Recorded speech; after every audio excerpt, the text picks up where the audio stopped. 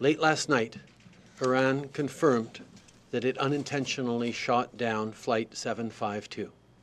This is an extremely serious matter. Canada and the world still have many questions that must be answered. Earlier this morning, I spoke with President Rouhani of Iran.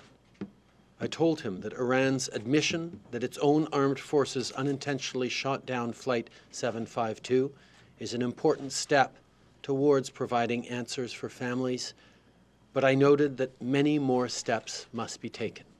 A full and complete investigation must be conducted. We need full clarity on how such a horrific tragedy could have occurred. Families are seeking justice and accountability, and they deserve closure. I reiterated to President Rouhani that it is absolutely necessary that Canada participate in this investigation. We expect the full cooperation of Iranian authorities. Currently, 3 visas have been approved for members of the Standing Rapid Deployment Team.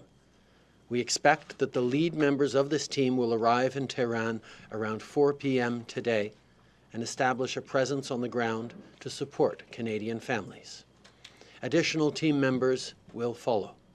We're working with our partners who are facilitating the process by which visas are granted, and currently the Iranians are cooperating in granting visas. Lors de mon appel avec le président Rouhani, j'ai également condamné les frappes iraniennes menées en Irak qui ont mis en danger la vie de nos membres qui combattent Daesh ainsi que ceux de la coalition. J'ai également répété l'appel du Canada à la déescalation des tensions ainsi que notre engagement à assurer la paix et la sécurité dans la région. It is at times of tension like these that tragedies like this crash can happen, causing great loss of innocent life. President Rouhani's response to me was a commitment to collaborate to give closure to the victims, de-escalate tensions in the region, and continue this dialogue. Our focus remains accountability, transparency, and justice for the families and loved ones of the victims. As Minister Champagne said yesterday, our government is taking additional steps to provide more support to those grieving. I've asked the Clerk of the Privy Council to set up an emergency task force, which convened earlier today. Additionally, consular and immigration officials have been dispatched across the country so that they can be in direct contact with the families of Canadians affected by this tragedy. Minister Mendicino has set up an emergency line to ensure that officials from Immigration Canada are available to help with any visa issues. Le ministre Champagne et moi-même continuons d'être en contact avec tous autres ordres de gouvernement pour faire en sorte que les familles reçoivent le soutien dont elles ont besoin. J'ai parlé à tous les chefs de l'opposition ainsi que plusieurs premiers ministres des provinces affectées. Lorsque les Canadiens traversent de grandes difficultés, ils se montrent solidaires les uns avec les autres.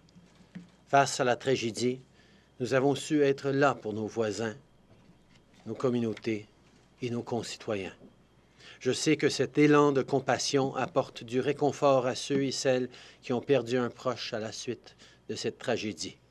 Mais sachez que notre gouvernement n'arrêtera pas d'exiger des réponses aux questions qui persistent. Nous serons là, je serai là, pour veiller à ce que la lumière soit faite sur ces événements bouleversants.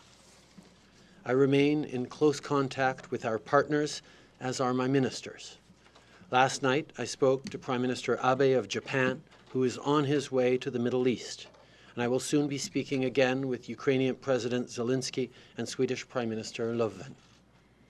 Minister Champagne has been in touch with his counterparts from Iran, Switzerland, Turkey, Sweden, and Ukraine, in part to discuss progress on issuing visas for our teams.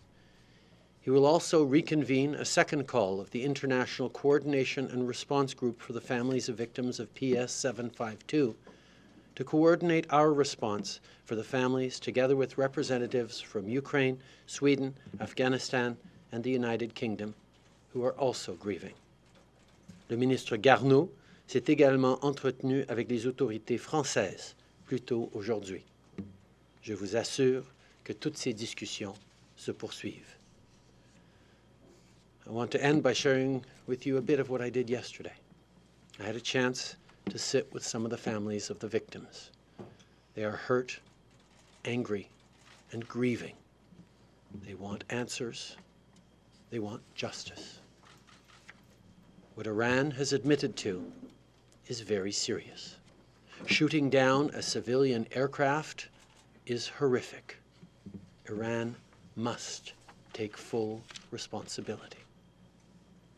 Canada will not rest until we get the accountability, justice, and closure that the families deserve.